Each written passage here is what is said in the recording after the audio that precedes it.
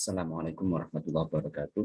Bismillahirrahmanirrahim. Alhamdulillahirabbil alamin. Allahumma shalli ala sayyidina Muhammad wa sallim. Allahumma faqihna fid-din wa 'allimna ta'wila min ma ba'du.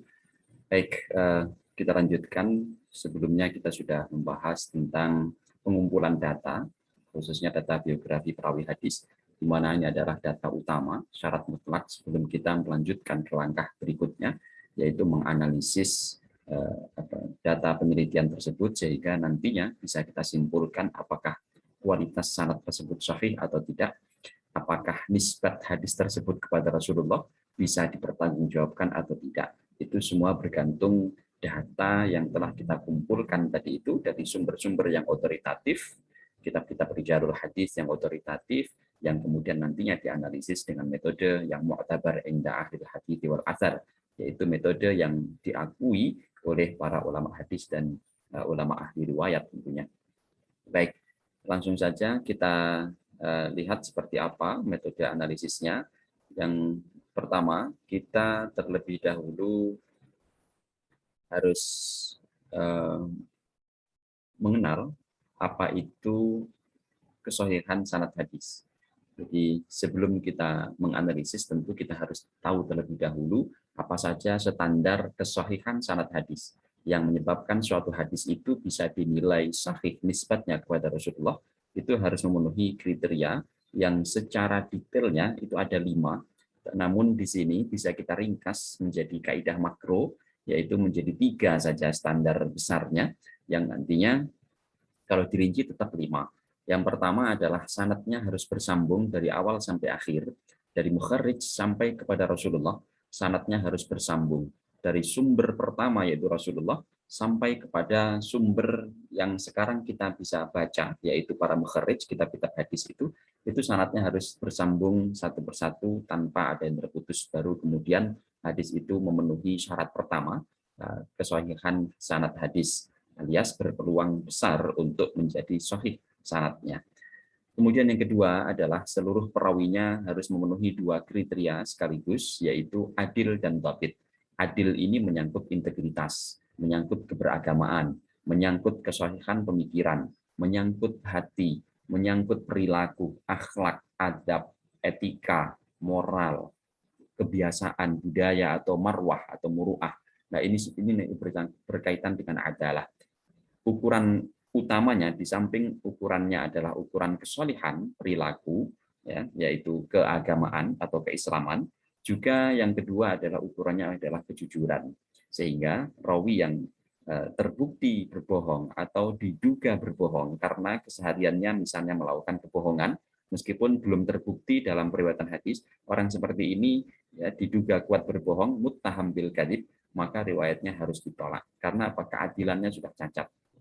Sehingga keadilan di sini bisa kita simpulkan adalah hal-hal yang berkaitan dengan integritas, integritas moral, integritas keagamaan, integritas sosial. Nah, itu semua berkaitan dengan adalah. Sementara kedobitan itu adalah terkait dengan kecerdasan, terkait dengan kompetensi.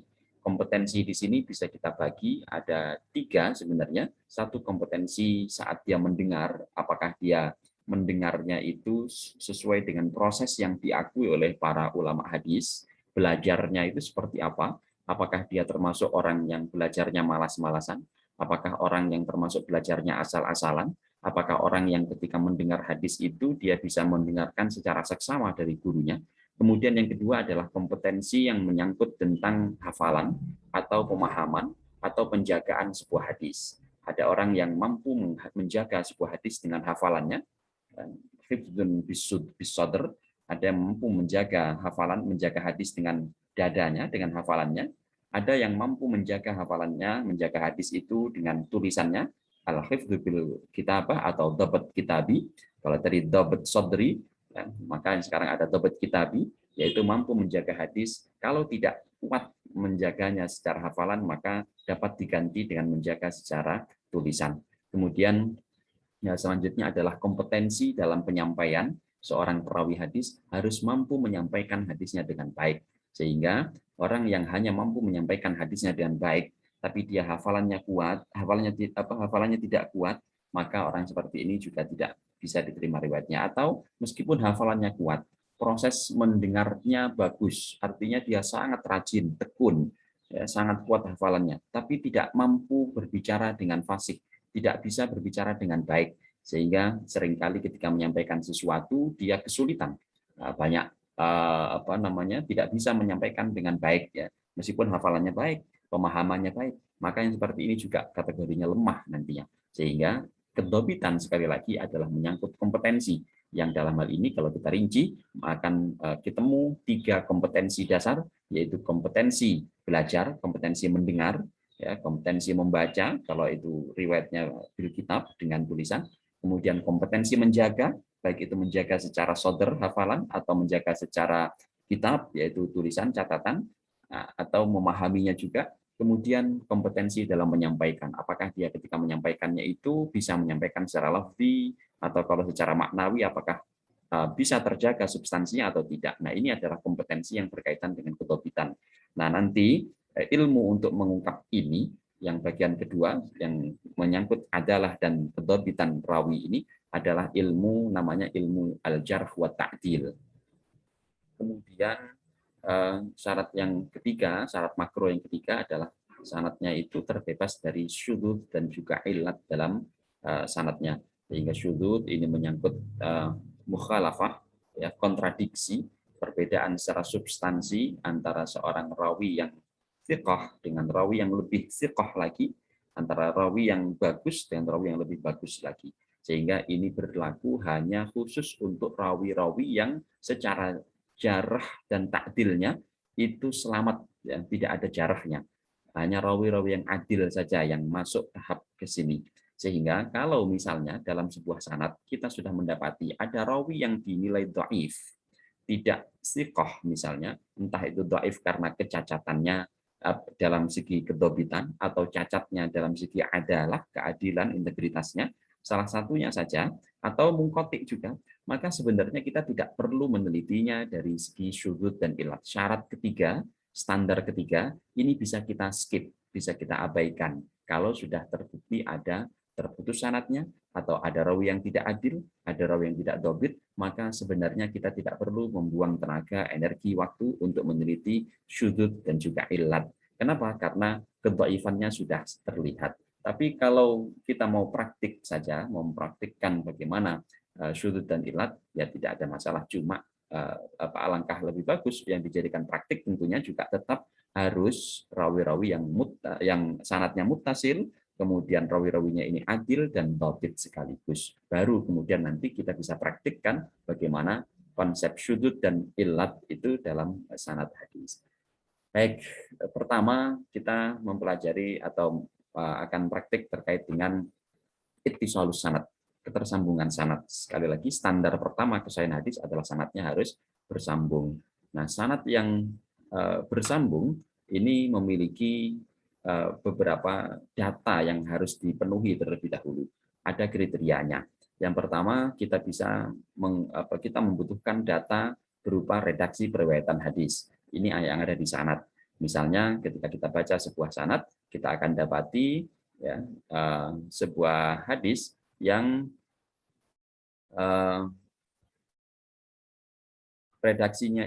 redaksi periwayatannya itu misalnya haddatsana, akhbarona, amba'ana, ya, itu semua adalah redaksi periwayatan hadis. Jadi ada haddatsana, ada haddatsani, akhbarona, akhbarani, amba'ana, amba'ani, ya. Kemudian sami'tu, qala li, anna fulanan, atau an fulanin, ya. Itu semua adalah redaksi periwayatan. Nah, itu penting untuk kita catat di sini supaya nantinya kita bisa mendapatkan gambaran terkait dengan kontinuitas hadis, ya, kontinuitas periwayatan hadis atau ittisalus sanad. Kemudian yang kedua adalah pendekatan tahun. Pendekatan tahun ini bisa tahun lahir, bisa tahun wafat. Jika tidak ditemukan keduanya, maka hal-hal yang bisa mengindikasikan adanya periode, masa, atau tahun hidup. Misalnya, orang ini pernah diutus oleh Umar bin Abdul Aziz. Oh, berarti orang ini hidup di masa Khalifah Umar bin Abdul Aziz. Berarti nanti bisa kita cek kapan itu kira-kira masa pemerintahan Umar bin Abdul Aziz. Orang ini pernah belajar bersama Az-Zuhri. Orang ini pernah atau menjadi maula dari Ibnu Abbas. Oh, berarti orang ini hidup di masanya Ibnu Abbas. Itu pendekatan-pendekatan tahun. Jika memang kita tidak mampu menemukan uh, tahun lahir, tahun wafat, dan tahun-tahun sejenisnya, maka bisa menggunakan hal-hal yang mengindikasikan tahun itu sendiri. Bisa menggunakan pendekatan masa, ya, masa pemerintahan, ada di masa siapa orang ini, atau bisa juga menggunakan pendekatan perkawanan. Jadi orang ini kawannya siapa, maulanya siapa, muridnya siapa, dan seterusnya. Pendekatan tempat geografis, nah ini kemarin bisa kita lihat dari nama, di sana ada nisbat kepada tempat, misalnya Al-Hadrami, Al-Makki, Al-Madani, berarti orang Madinah, orang Mekah, orang Hadramaut, At-Taimi, orang dari suku Taim, ya. Kemudian apalagi Ad-Dimashqi, berarti orang Damaskus, Al-Iraqi, berarti orang Irak, dan sejenisnya. Al-Khurasani, orang Khurasan, dan seterusnya. Nah, ini penting nantinya untuk melihat kemungkinan terjadinya pertemuan antara seorang perawi dengan perawi yang lain, antara seorang murid dengan gurunya. Nah, kemudian yang ketiga atau yang keempat adalah pendekatan akademis. Ini kemarin kita sudah mengumpulkan data guru dan data murid. Nah, itu adalah pendekatan akademis. Bagaimana hubungan guru-murid antara seorang perawi dengan perawi yang lainnya, apakah betul terbukti ada data yang menunjukkan bahwa dia memang gurunya atau dia memang muridnya. Nah, maka ini penting untuk kita kumpulkan terlebih dahulu, dan alhamdulillah sebelum tahap ini kita sudah mengumpulkan seluruh data terkait dengan 4 unsur atau 4 aspek ini tadi. Selanjutnya kita lihat bagaimana mengoperasionalkan pendekatan redaksi periwayatan hadis. Nah, ini adalah contoh ya, syiagul ada wa tahammul, redaksi periwayatan hadis. Kita bisa lihat misalnya ada beberapa macam ya metode periwayatan hadis yang nantinya itu simbolnya itu berbeda-beda. Misalnya pertama ada sami'tu atau sami'na, ya, maka bisa kita ketahui dari situ bahwa perawi tersebut menyatakan bahwa dia metode mendapatkan hadis itu adalah dengan cara samai. Metode pertama, metode tertinggi ya, yaitu metode samai. Nah, maka orang seperti ini ya, riwayatnya dari orang yang disebut sami itu, misalnya sami'tu Rasulullah sallallahu alaihi wasallam yaqul. Qala Ibnu Abbas, sami'tu Rasulullah sallallahu alaihi wasallam yaqul. Sayyidina Ibnu Abbas berkata bahwa aku ya mendengar Rasulullah sallallahu alaihi wasallam bersabda. Jadi Ibnu Abbas mendapatkan hadis itu dari Rasulullah secara samai dengan metode tertinggi. Seperti itu mengindikasikan muttasil, ya, mengindikasikan muttasil. Ya, kita bisa percaya nantinya ketika rawi itu betul-betul orang thiqah. Rawi itu memang orang-orang adil, orang-orang yang bisa dipertanggungjawabkan periwayatannya, sehingga samaknya atau pendengarannya, pengakuannya bahwa dia telah mendengar itu bisa kita percaya, sehingga sanadnya menjadi muttasil dari orang tersebut kepada gurunya. Selanjutnya kalau ada redaksi haddatsani, haddatsana, akhbaroni, akhbarona atau sejenisnya, maka seperti ini maknanya adalah berarti dia mendapatkan hadis itu dari gurunya secara samai, atau boleh juga kadang secara kiroah. Akhbarona, akhbaroni itu kadang juga secara kiroah membaca di hadapan guru, itu juga kadang disebutkan dengan metode dengan istilah akhbaroni. Itu juga mutasil karena mengabarkan itu juga dulu nggak ada telepon gitu ya, pasti bisa mendengar langsung atau tidak ada SMS, kabarnya selalu kabar yang secara lisan, kecuali jika dijelaskan bahwa pengabarannya itu lewat kitab, bil kitabah, secara tertulis. Qara'tu ala fulanin, kemudian ada redaksi lagi qara'tu ala fulan, itu menunjukkan bahwa murid tersebut, rawi tersebut mendapatkan hadis dari gurunya secara qiraatan dengan metode qiraah, itu juga maknanya muttasil. Kemudian ada khabbarona atau khabbaroni, haddatsana ijazatan, haddatsani ijazatan, ajazali, ya, ajazani, amba'ani ijazatan. Nah, ketika ada redaksi seperti ini, maka perawi tersebut mendapatkan hadis itu secara ijazah. Hukumnya apa? Tafsil, dirinci dulu, nggak mesti muttasil. Ya, dirinci, dilihat, ya, kondisional, tergantung apakah betul mungkin terjadi pertemuan atau memang terjadi pertemuan betulan atau tidak. Jangan-jangan itu cuma ijazah ammah, misalnya, ya, ijazah ammah li syakhsin ghairi muayyan, ya, li kitabin ghairi muayyan, misalnya saya ijazahkan semua orang yang tinggal di kampung ini, ya, untuk meriwayatkan segala apapun dari saya. Nah, ini kan ijazah yang serba umum, nggak jelas. Yang seperti itu nggak bisa diterima. Ya. Jadi harus jelas, ijazah itu harus jelas. Nggak bisa kalau nggak spesifik gitu ya. Nah, kalau misalnya sangat spesifik ijazahnya, nah, itu nanti bisa dilihat. Oh, saya diijazahi riwayat ini. Nah, jelas ya, riwayatnya, matannya yang setelah ini disebutkan, itu berarti yang diijazahkan. Nah, kemudian ada nggak terjadi pertemuan itu antara orang ini dan gurunya, sehingga nanti bisa dinyatakan bahwa oh, ini fulan mendapatkan ijazah khassah dari gurunya, ya, secara khusus memang secara langsung dia dapatkan itu. Nah, maka yang seperti itu mutasil. Amba'ani, amba'ana, ini juga bisa bermakna sama, bisa juga bermakna ijazah gitu ya. Nah, kalau bermakna ijazah ya, maka tafsir. Nah, ketika sudah sami itu haddatsani qara'tu tidak perlu ijazah sebenarnya. Tapi ketika sudah sami itu haddatsani qara'tu kemudian ada ijazatan, amba'ani ijazatan, oh itu sangat kuat sekali, boleh. Nawalani atau nawalana, metodenya munawalah, serah terima saja. Maka ini juga tafsir, dirinci. Apakah serah terima itu bisa dinyatakan sebagai periwatan atau tidak. Kalau disertai ijazah, ya, misalnya saya serahkan buku ini kepada Anda, ini bawa, gitu ya, nanti ajarkan. Nah, berarti ajarkan itu ijazah. Tidak harus ajastukum manawal tu iya manawal tuhu iyakum, tidak harus begitu. Saya ijazahkan apa yang saya serahkan kepadamu, tidak harus. Misalnya ini kamu bawa pulang, ambil buku saya ini, ya, ajarkan ke murid-murid kamu. Nah, dah ajarkan buku saya ini. Itu sudah kategori munawalah ijazah. Itu boleh meriwayatkan seperti itu mutasil. Tapi kalau nggak ada ijazahnya, hanya misalnya serahkan saja, nih. Nah, ini nggak jelas. Diserahkan itu untuk apa? Untuk disimpan saja atau untuk dibawakan saja, untuk diapakan? Nah, itu tidak jelas. Makanya kalau tidak ada keterangan ijazah, maka munawalah ini tidak bisa dianggap mutasil. Tetapi langka atau jarang sekali kita temukan sanad hadis yang tertulis dalam kitab-kitab hadis itu yang diperoleh secara munawalah, bahkan secara ijazatan saja itu jarang. Kebanyakan itu sami itu haddatsani qara'tu ala fulan amba'ani begitu ya, atau nanti kata ilayya fulanun qara'tu ala fulanin, itu yang paling banyak secara langsung. Selebihnya itu banyak akan menggunakan an. Ya, oke. Selanjutnya metode mukatabah, surat menyurat korespondensi. Nah, redaksinya menggunakan redaksi kataba ilayya fulanun akhbarani bihi mukatabatan, akhbarani bihi kitabatan, dan seterusnya. Nah, ini juga tafsir. Ya, jika di situ ada ijazah di situ, maka boleh itu disampaikan, maka itu hukumnya muttasil. Tapi jika tidak, maka tidak dihukumi muttasil. Kemudian akhbarani i'laman, a'lamani. Nah, ini metode i'lam, hanya informasi woro-woro ditempel di dinding-dinding. Ya, misalnya di rumah saya ada tulisan innamal a'malu binniyati. Nah, berarti Anda sama dengan saya kasih woro-woro, saya kasih iklam bahwa ini riwayat saya mendapatkan hadis, saya belajar hadis ini.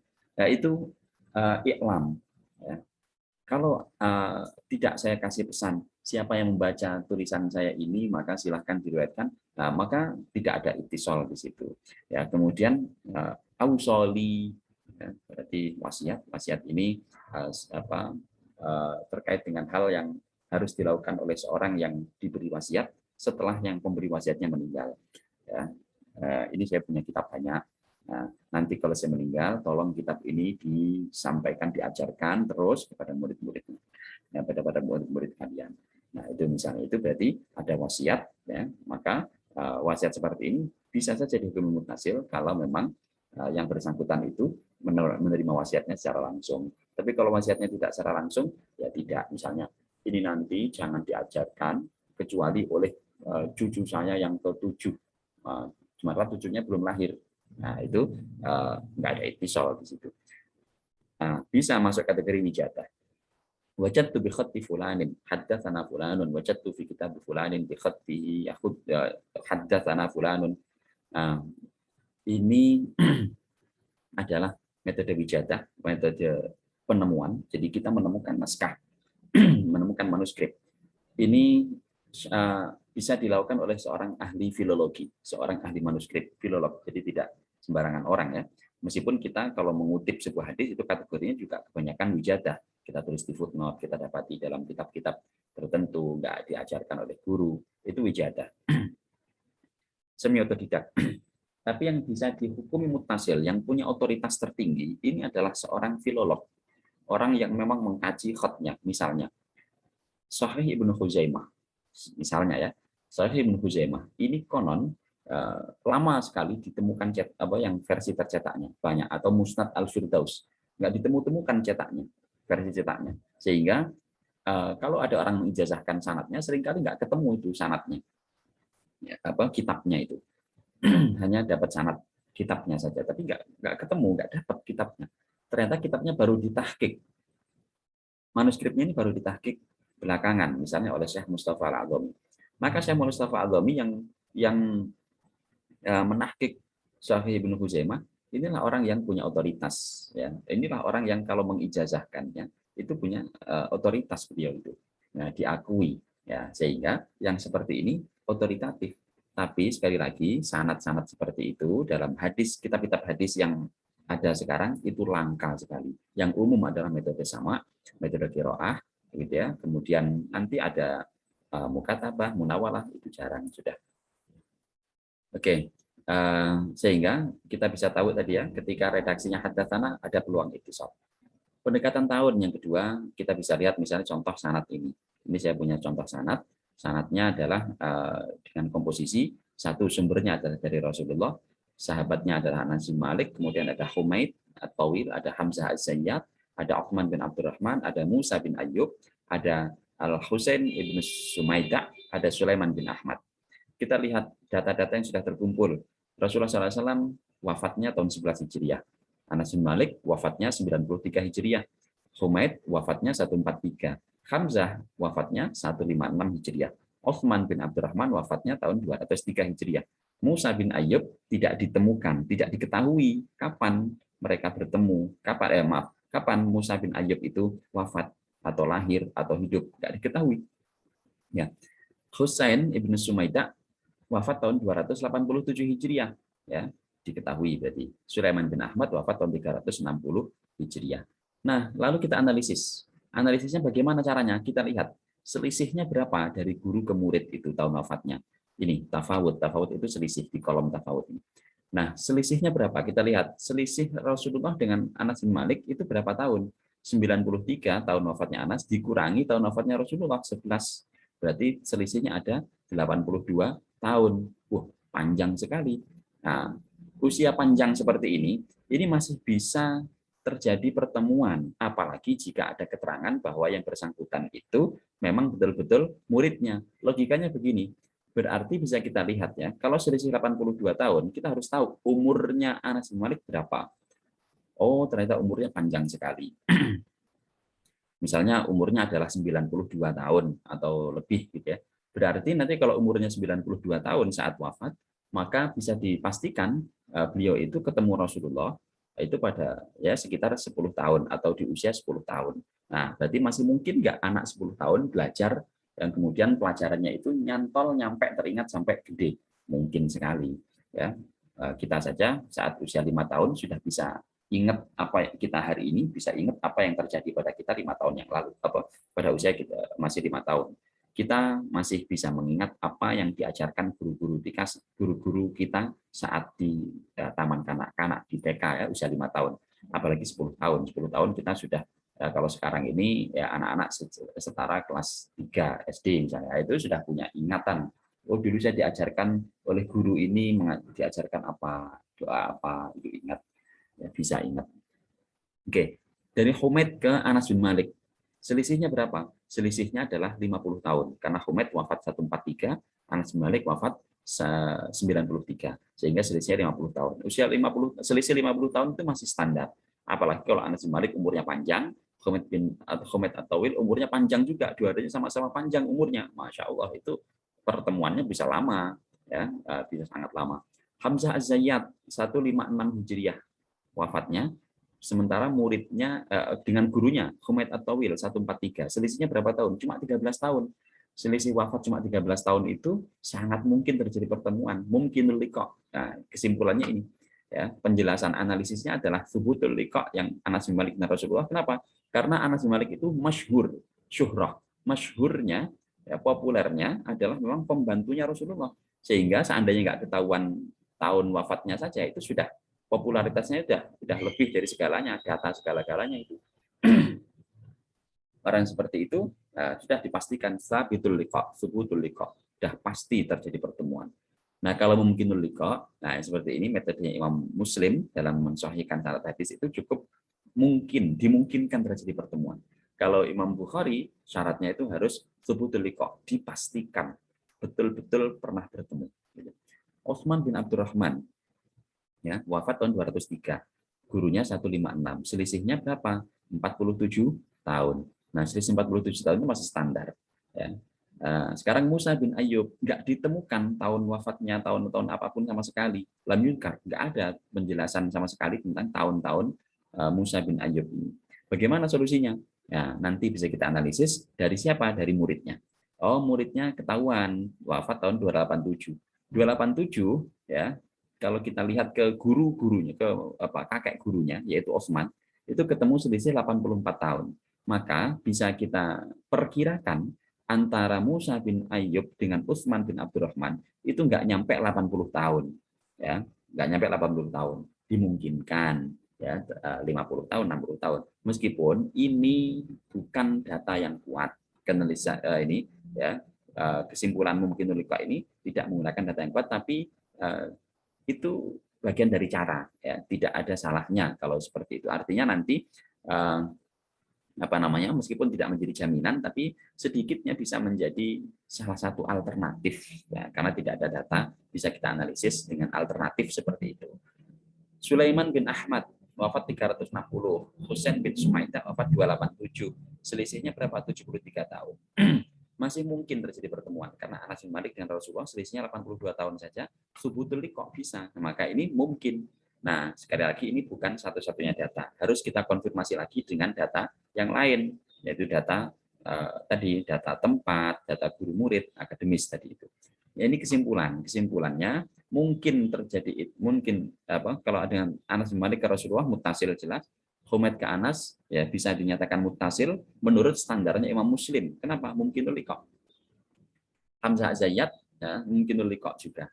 Berarti muttasil menurut standarnya Imam Muslim. Utsman bin Abdurrahman dengan Hamzah Zayyad muttasil menurut standar Imam Muslim. Musa bin Ayyub kalau kita lihat standar Husain ke Utsman itu masih bisa ada kemungkinan ittisal bersambung. Tidak ada yang mengkotik berarti ya. Nah, kenapa? Nanti kita lihat yahtaju ila takkid, nanti kita lihat pastikan lagi pakai data jenis data yang lain. Nah, kemudian Husain ke Musa dimungkinkan ittisal, sekali lagi kita perlu data tambahan, data lain. Sulaiman bin Ahmad muttasil menurut standar Imam Muslim. Kenapa? Karena masih mungkin liqa. Nah, standar umumnya itu berapa? Standar umumnya adalah usia Nabi. Nah, usia umat Nabi Muhammad itu kan antara 60 sampai 70 tahun. Sedikit yang lebih dari itu. Makanya ketika selisihnya itu masih di sekitaran 60 atau 70 tahun, itu masih standar. Kalau lebih ya lebih sedikit nggak apa-apa. Misalnya lebihnya 70 ya, standar umum. Kok lebihnya 73 tahun selisihnya, seperti Sulaiman ke Husain, selisihnya 73 tahun. Oke, masih bisa ditolerir ketika ada data lain yang menguatkan terjadinya pertemuan itu. Atau seperti ini, Anas bin Malik ke Rasulullah, selisihnya 82 tahun, kan cukup banyak, 12 tahun dari standar umum, yang 70 maksimal ini. Maka seperti ini bisa ya dimungkinkan kalau rawi tersebut minal muammarin, rawi tersebut adalah orang yang berumur panjang, itu masih bisa dimungkinkan. Apalagi kalau ada tansis, ada syuhrah, ada popularitas di kalangan ulama ya, bahwa yang bersangkutan ini betul-betul misalnya muridnya atau pembantunya misalnya. Nah itu jelas meskipun selisihnya 82 tahun masih bisa dipastikan benar-benar terjadi pertemuan atau ittisalus sanad. Selanjutnya pendekatan geografis atau pendekatan tempat, kita bisa lihat misalnya dari data yang sudah kita kumpulkan bahwa ini bisa pakai peta ya, nanti ilustrasinya begitu. Az-Zayyad itu orang Kufah, Humaid itu orang Basrah. Humaid itu orang Basrah, Az-Zayyad itu orang Kufah. Kita lihat tadi Humaid ke Hamzah. Humaid itu orang Basrah tadi ya. Eh, Az-Zayyat itu orang Kufah, berarti muridnya orang Kufah, gurunya orang Basrah. Nah, ini beda negara misalnya, atau beda kota, jauh banget dulu, nggak ada pesawat, nggak ada mobil, nggak ada motor, kok bisa mereka pertemuan? Bisa. Buktinya apa ini? Rihlahnya para ulama hadis. Kita lihat rihlahnya Imam Muslim. Ini saya pakai petanya Imam Muslim saja ya, sekedar untuk mengilustrasikan. Nah, peta rihlahnya Imam Muslim, peta perjalanan pencarian hadisnya Imam Muslim. Itu ya, mulainya startnya dari ini, Naisabur. Nah, ini yang di titik ini silang ini startnya dari sini. Ya. Kemudian beliau ya, terus ya sampai ke Irak, sampai ke apa ini Basrah, sampai ke Madinah, kemudian ke Mekah, ke eh, mana ke Damaskus, Syam, ke Irak, ke Rai, Iran, ya, kemudian sampai kepada ke Khurasan atau Nesabur lagi, nih Hijaz, Misr, Syam, Irak, perjalanan segitu, sehingga sangat dimungkinkan terjadi pertemuan. Jadi kita nggak lihat jaraknya berapa ribu kilometer, berapa ratus kilometer seperti hari ini, tidak. Tapi kita lihat bagaimana tradisi ulama dahulu melakukan rihlah. Ya nggak mungkin itu misalnya ya misalnya apa ya satu gurunya di Amerika zaman segitu itu Amerika, satu lagi di Mekah misalnya. Zaman itu belum ada sejarah yang menyatakan bahwa ada komunikasi antara orang Mekah dan orang Amerika atau dengan Indonesia. Meskipun ada satu dua kaul pendapat ya, tapi ini pendapat yang saya kira meskipun bisa kita benarkan tapi tidak lazim, tidak menurut jumhur ulama sejarah bahwa orang Indonesia di masa Rasulullah itu sudah ada yang Islam, sudah ada yang kontak gitu ya. Meskipun sekali lagi ada kaul sejarah tapi bukan kaul jumhur. Nah, kaul jumhur menyatakan Indonesia saat itu belum ada orang beriman apalagi meriwayatkan dari Rasulullah atau dari sahabat sekalipun. Meskipun sekali lagi ya ada kaul menyatakan ada surat menyurat antara Muawiyah dengan salah satu raja di Indonesia, entah di Sriwijaya atau di mana gitu. Tapi sekali lagi itu bukan kaul jumhur, bukan kaul yang kuat. Ya, maka yang seperti ini kan tidak ada imkaniyatul liqa. Data sejarah tidak pernah menyatakan bahwa terjadi periwayatan hadis antara ulama-ulama perawi hadis dengan ulama-ulama Indonesia di masa itu. Karena kita sendiri masih kesulitan mencari daftar nama ulama, yang ulama lah, bukan muslim sekitar muslim, yang ulama. Yang sebelum abad ke, misalnya sebelum abad ke 17 Hijriah. Di abad 13 ulamanya siapa? Ulama yang populer di Indonesia. Kita belum bisa melihat itu. Maka yang kayak gitu itu nggak mungkin liqa, nggak ada kemungkinan terjadi pertemuan. Berarti mungkoti gitu ya. Seandainya ada, tapi nggak ada. Itu hanya ilustrasi saja. Oke, nah ini tempat-tempat ini adalah tempat-tempat yang pernah disinggahi oleh rawi tersebut atau tidak, sehingga mereka bisa dimungkinkan terjadi pertemuan itu di mana. Oh, sama-sama pernah rihlah ke Mekah, gurunya pernah rihlah ke Mekah, ya, muridnya pernah rihlah ke Mekah. Oke, sangat dimungkinkan terjadi periwayatannya itu saat keduanya sedang di Mekah, sedang berhaji, sedang umroh misalnya. Selanjutnya adalah pendekatan akademis. Nah, ini yang kemarin kita kumpulkan data guru, data murid.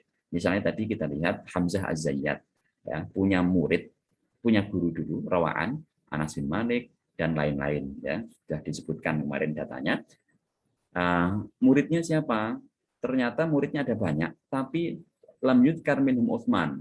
Nah, ya, nggak disebutkan punya murid yang banyak Hamzah Az-Zayyat itu, tapi dalam daftar muridnya itu nggak ada nama Utsman bin Abdurrahman. Nah, bagaimana? Nah, tadi kita sudah punya data kemungkinan pertemuan lewat tahun ya, tahun, tempat tadi masih mungkin bertemu. Ya. Tapi kalau lewat data guru murid, meskipun tidak ada daftar namanya di situ, itu masih bisa dimungkinkan terjadi pertemuan. Mungkin kok, sehingga bisa dinyatakan mutasil. Utsman ke Musa, ada nggak daftar nama gurunya Utsman yang bernama Hamzah? Ternyata nggak ada. Dari sekian banyak guru Utsman, tidak ada yang bernama Hamzah Az-Zayyat. Tapi di daftar muridnya Utsman ada namanya Musa bin Ayyub. Nama Musa ini kan ada dalam sanad. Nah, maka seperti ini masih tetap bisa dimungkinkan ittisal. Dilihat dari mana? Dari tahun tadi, dari tempat juga. Ya, misalnya antara Hamzah dan Utsman itu selisihnya 47 tahun. Masih mungkin terjadi pertemuan berdasarkan pendekatan tahun. Meskipun berdasarkan pendekatan akademis tidak. Nah, sehingga data ini saling melengkapi, ya, dan begitu seterusnya.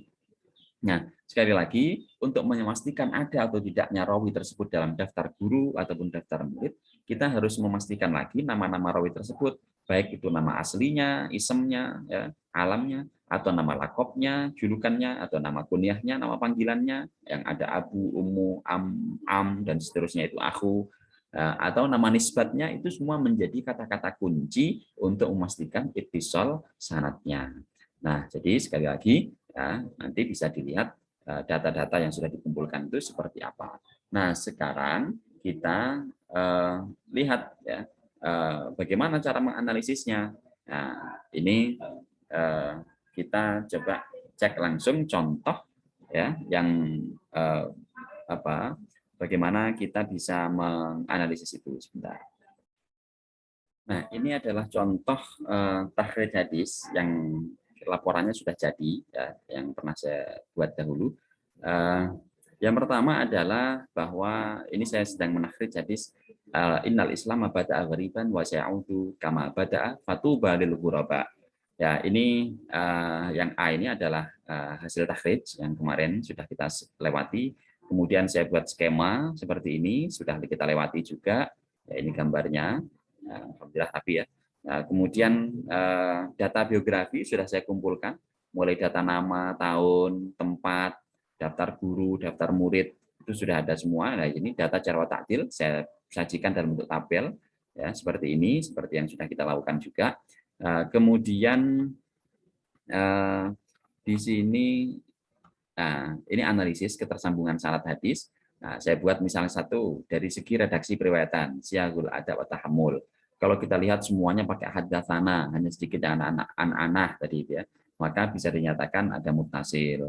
Nah, tidak ada rawi yang tadlis, ya, mudallis gitu.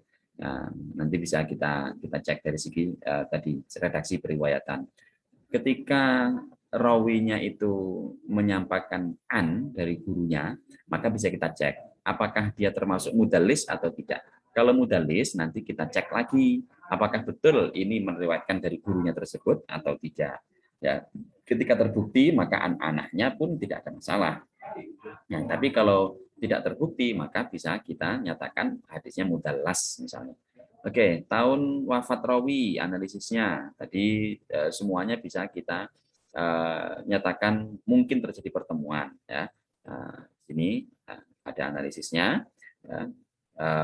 Semuanya selisihnya paling hanya 18 tahun, kemudian 47 tahun, 64 tahun standar ya, masih standar yang umum yang bisa dinyatakan mungkin liqa atau mungkin terjadi pertemuan alias muttasil.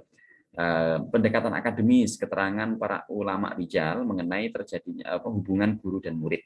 Nah, tadi meskipun ada satu rawi yang memungkinkan adanya tadlis dalam sanad berdasarkan keterangan para ulama rijal, seluruh rawi dalam sanad ini adalah bersambung dengan dasar terjadi hubungan guru murid. Dan demikian ketika berguru kepada Ibnu Mas'ud, Abul Ahwas berusia sekitar 5 tahun. Jika tidak, maka usia Abul Ahwas harus lebih dari 100 tahun. Ini kalau datanya seperti ini. Nah, kita sekarang cek data analisis untuk menganalisis ketersambungan syarat saja dulu. Yang kualitas rawi atau jarh ta'dil nanti. Oke, sekarang datanya seperti ini. Ini kebetulan beda dengan yang ada di slide tadi yang di PowerPoint. Nah, ini data rawinya 6 ya. Yang pertama Ibnu Mas'ud, wafatnya tahun 32, Abul Ahwas wafat tahun 127, Abu Ishaq wafat tahun 129, lahirnya 33 Hijriah. Ini enak kalau kita tahun lahir dan wafatnya. Lebih bisa kita analisis kira-kira pertemuannya di tahun berapa itu, di usia berapa gitu ya. Al-A'mas 61 sampai wafatnya 147, Hafiz lahirnya 117, wafatnya 194, Abu Quraib 160, lahirnya wafatnya 248. Nah, redaksinya tadi ya sama menggunakan sami itu Ibnu Mas'ud kepada Rasulullah. Abul Ahwas kepada Ibnu Mas'ud menggunakan an Ibnu Mas'udin. Abu Ishaq ke Abul Ahwas menggunakan an, berarti an Abil Ahwas. Al-A'mas ke Abu Ishaq menggunakan an, ya, anil A'mas, ya, an Abi Ishaq. Hafiz ke Al-A'mas juga begitu, anil A'mas menggunakan an. Abu Quraib ke Hafiz haddatsana.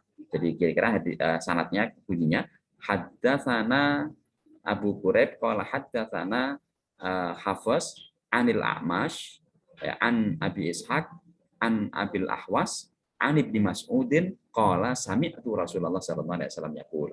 Nah, bisa kita lihat guru murid. Nah, kemarin saya minta memastikan ada nggak nama yang dalam sanad itu tercantum dalam daftar guru atau daftar muridnya. Kalau iya, kasih tanda ya, checklist. Kalau tidak, kasih silang. Ya. Nah, sekali lagi, meskipun silang, kalau ini mungkin terjadi pertemuan, ya nggak masalah. Tapi kalau seperti ini, lengkap ya datanya, maka bisa kita simpulkan mutasil, mutasil, mutasil, mutasil, mutasil semuanya. Nah, kalau mutasil berarti dari awal sampai akhir di sini nggak boleh ada inqitok. Ketika satu saja mungqati, misalnya di sini mungqati, berarti syaratnya sudah dhaif. Ketika di sini mutasil semua, berarti syarat pertama sudah terpenuhi. Tinggal kita masuk ke step ke syarat kedua, yaitu apakah rawinya semuanya itu adil dan dhabit atau tidak. Nah, itu ketika semuanya sudah mutasil. Baik, itu ya. Berarti nanti bisa kita simpulkan di sini karena seluruh rawi mutasil bisa kita nyatakan bahwa sanad hadis ini dari awal sampai akhir adalah mutasil alias terpenuhi syarat pertamanya, standar pertamanya. Demikian yang bisa saya sampaikan. Ya, selanjutnya adalah Anda mempraktikkan. Nah, buat tabel seperti ini terlebih dahulu, ya, baru nanti akan ketemu hasilnya mana yang mungkin terjadi, mana yang mungkin ittisal, mana yang tidak mungkin ittisal. Baik, itu saja. Terima kasih. Semoga berkah dan bermanfaat. Wallahul muwaffiq ila ma tuqwa. Wassalamualaikum warahmatullahi wabarakatuh.